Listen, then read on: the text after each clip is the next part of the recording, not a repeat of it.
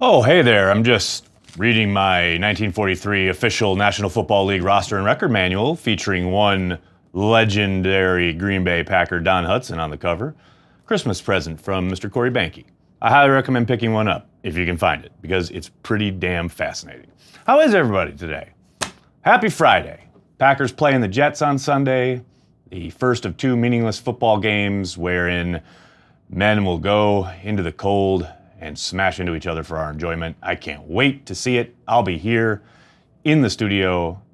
The Cheesehead TV watch party will be in full effect. Corey will be at the game, so if you can find him in the dark dungeon that is the MetLife parking area, you can enjoy a beer. Maybe toast the Packers offseason. Still to come. Hello to everybody in the chat. Good to see you all. Jack starts us off with Go Pack Go no matter what. That's a fine sentiment. I like it. Is Corey going to the Detroit game? I don't think so, Riley. He'll be here because we at LiveX have a broadcast to do for New Year's Eve from Times Square. And as you can imagine, it's quite the ordeal. So, hello from York. What's up, York, Pennsylvania? How you doing, Christopher? Speaking of books, what did you think of Jeff's book, Gunslinger? Andrew, you know what? I enjoyed it. I didn't really get many anecdotes or stories that I hadn't already heard or didn't know about. I thought there'd be a little more of that, but I thought it was well told, and it's definitely something every Packers fan should own. Is this a get-right game? Doesn't matter. I don't think getting right with 2 games to go really indicates much of anything. Obviously, you want to finish out the right way, as Rodgers keeps calling it, but ultimately, you just want guys to stay healthy. I think is the best outcome that can come out of both of these weeks. First away game win this weekend. Can't believe I'm typing that. Daniel, we'll see. If they do lose this game, it will be the first time since the NFL went to a 16-game season that the Packers have gone winless on the road. A dubious distinction, to say the least. You're not going? No, Mark, someone's got to work. Someone's got to create content for Cheesehead TV, and that'll be me. I'll be sitting right here. I'll be joined by Packerman, and we'll be joined by the New York Jets and Green Bay Packers playing on a television screen. Why is everyone giving Rodgers crap? I don't know, Tanner. That's a really good question. I think most Packer fans are fine with Rodgers. There is a vocal minority that likes to talk about stupid stuff like trying to trade him, but I think the vast majority of Packers fans are in Rodgers' corner.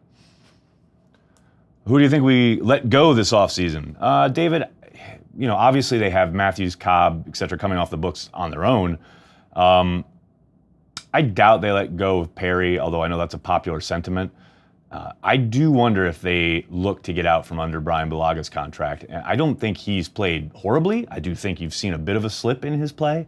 Obviously, his availability has always long been an issue. It was an issue again this year. The guy plays through everything. He's practicing this week, and signs are pointing to him playing on Sunday. He's an absolute warrior. He plays through everything. But you have to think, with all of these injuries that he's played through over the years, eventually that's going to hit. And the fall off is going to be ugly. For me, I think moving on from Balaga would be the case of probably getting out a year too early rather than a year too late, which is what you want as a team. The question is then how do you replace him?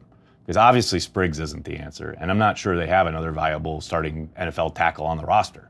So that would mean either going out into free agency or drafting one. And if you're drafting a tackle, I would think, I'm not so sure about it. I know they found Bakhtiari late in the draft, but I'm not sure that's a tried and true formula. But we'll see. We'll see. Lots to play out there.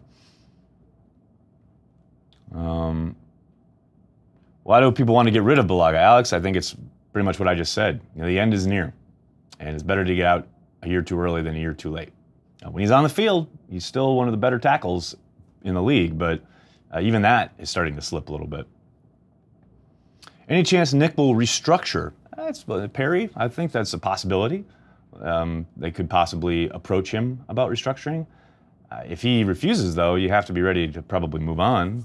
But that, I would be surprised if they went that route because with the contracts that are coming off the books, they should have plenty of cap space to maneuver and do what they want to do. But it's not out of the realm of possibility. Since Rodgers is a little off his game, is it a good move to hang on to Cobb since he's a receiver 12 trusts? Yeah, I mean, we talked about this yesterday. I don't know if it's a case of you got to keep him around because, Aaron will throw him the football. It's all about value, and it's a two-way street when you're talking about bringing him back, right? I think Cobb's going to want to try and get paid one last time. And that's the whole reason he signed the last deal that he did, because he knew he'd be hitting free agency one more time prior to the age of 30. And I think there's a team, maybe 2 or 3 out there that will probably pay him a lot more than the Packers will. So I think what you're saying makes a lot of sense in regards to you want people around the offense who Rodgers trusts, but we don't even know what kind of offense they're going to be running next year. And well, you guys know. Anybody who's followed me, listened to me for any length of time knows that I'm a Cobb fan. But I think the Packers would be wise to let him hit the market. And if he doesn't find a deal that he likes, welcome him back for something a little more team friendly. Should Rodgers play this week or nah? Nah.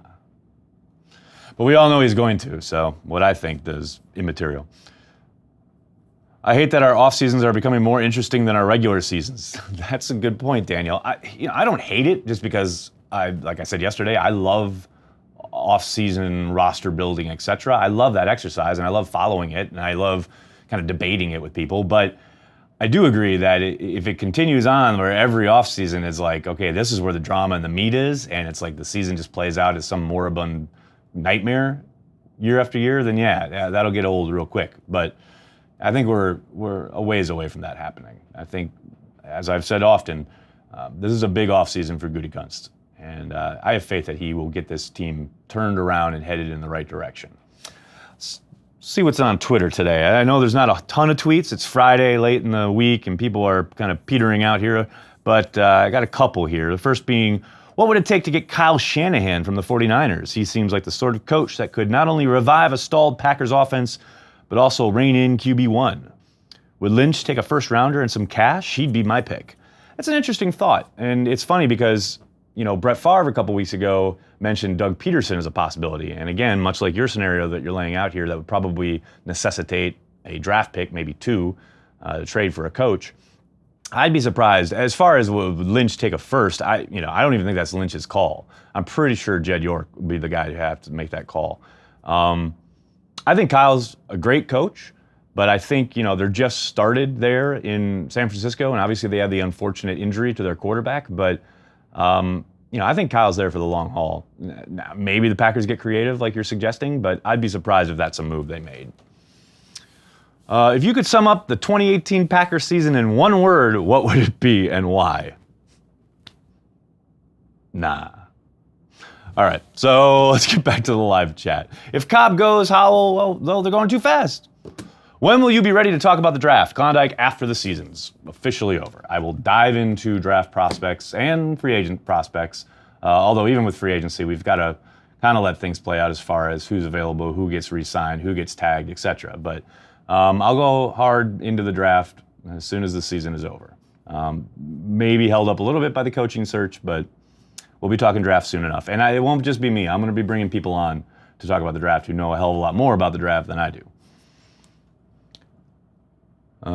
Any chance they are playing Rodgers to avoid going 0-8 on the road? William, I highly doubt it. I mean, I guess you can't say it's an impossibility, but I don't think that's the reasoning at all. Do you feel Rodgers will bounce back next season? I mean, some of it's about who ends up getting hired, but yeah, I do. I think he's got all the talent in the world still. I think he's one of the greatest competitors we've ever seen. You throw all that together with a new coach, new offense, new juice, new kind of revitalized purpose, so to speak. Yeah, I think Rodgers will bounce back. And now I'm not here to say he's going to bounce back and be Aaron Rodgers again that we've known. Maybe he's a different version of Aaron Rodgers, but a more efficient, more effective Aaron Rodgers, yeah, I'll take it.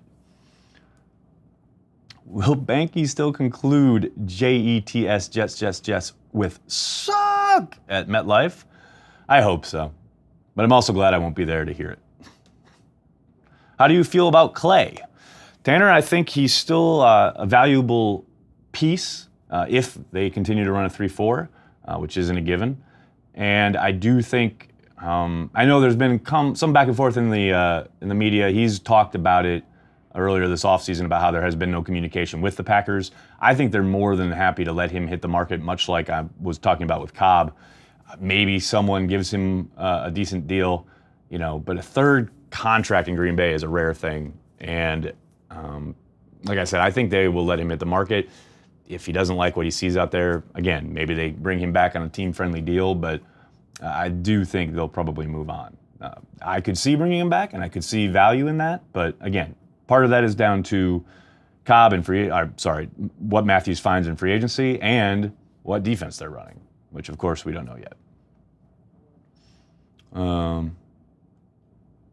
Is Rodgers still an effing Jedi? Yeah, of course he is. Like I said earlier, he's just Luke sitting on that island waiting for his ray.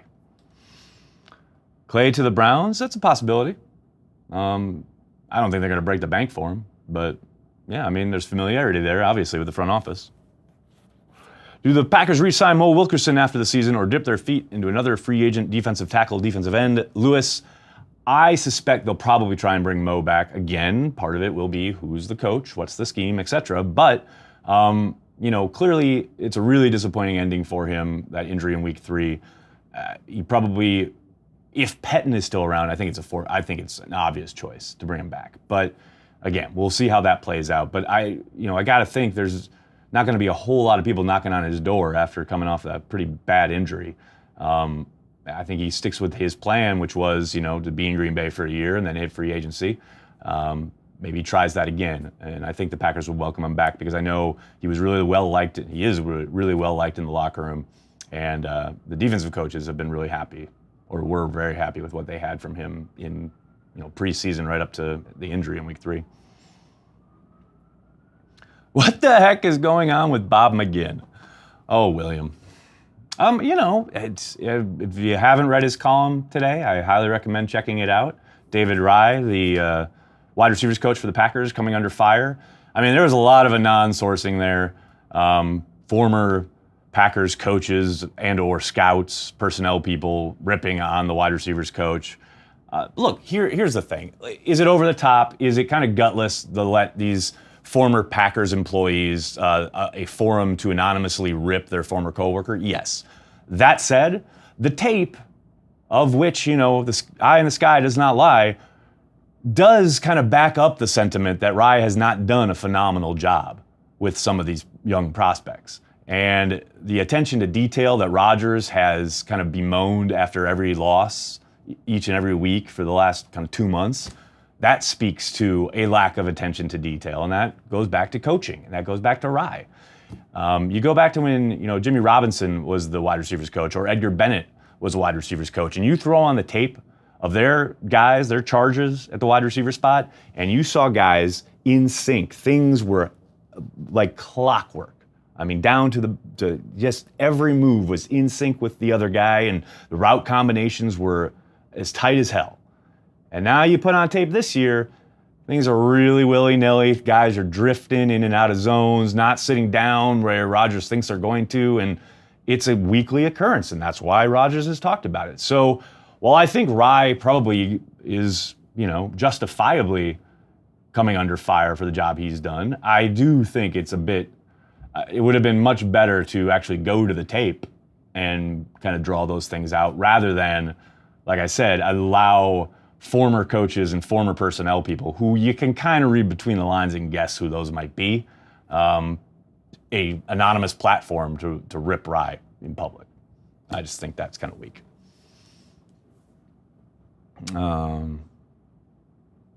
Remember how Jennings would get open? Why can't Adams do that? Are you crazy? Adams is ready to break Sterling Sharp's single season reception record. I think he's getting open. Now, if you mean on a specific route, like maybe the deep post thing, I think a lot of that is down to how teams play the Packers and McCarthy's offense throughout the years. They've kind of adjusted and realized when those shot plays are coming, and they know how to cover them.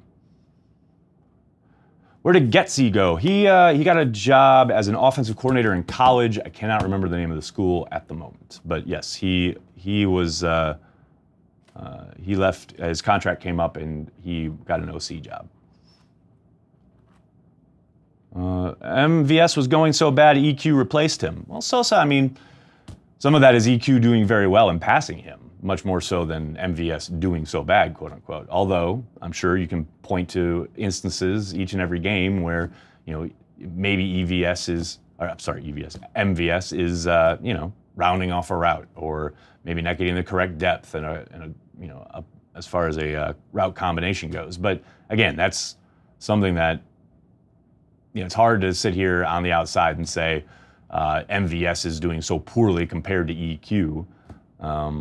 That's something that would have to be really broken down.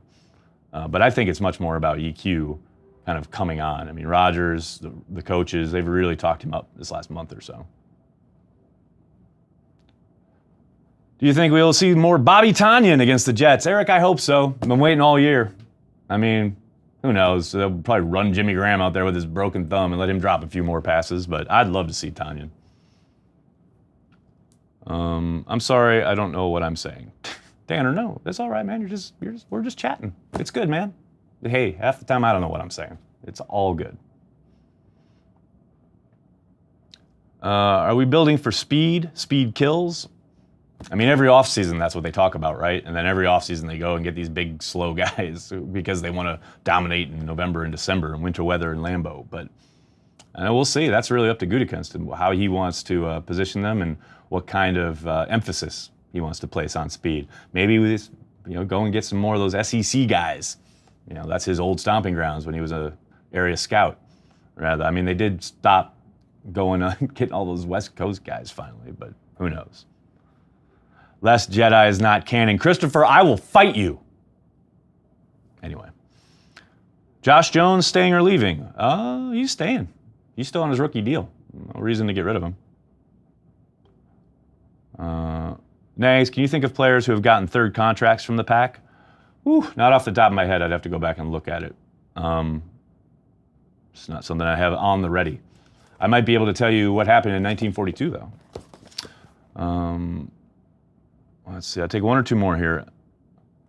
I saw on Packers News, Packers should explore Le'Veon Bell. No. Let me expand on that one a little bit. Hey, I love Pete Doherty. He's an old colleague. He's a buddy of mine. Love him to death, but he done plumb lost his mind with that column. No, Le'Veon Bell would cost so much money at a position where they've got Aaron Jones, who, yes, has availability issues, but is hella talented and does anything you want him to do with the ball in his hands on a dirt cheap contract. Maybe and then you've already got Jamal Williams. You've got the 1-2 punch there. Maybe you add somebody in the draft and or late in free agency, but you don't go when you just paid Aaron Rodgers $134 million. And now you're going to go turn around and give a running back $20 million plus a year? Nah, man. No, I ain't about that life. All right, everybody, I'm going to have to jump, but make sure you stick around because we're going to be doing our Madden preview. It's the last Madden preview of the year because I won't be around next Friday. So I hope you enjoy it. Thanks for joining us wherever you are on the internet. We try to reach you, Packers fans, worldwide because we're dedicated to you. If you like what we do, hit up our Patreon. Become a patron. It's $5 a month to support everything that goes on here at Cheesehead TV. Thanks a lot, everyone. Have a great day.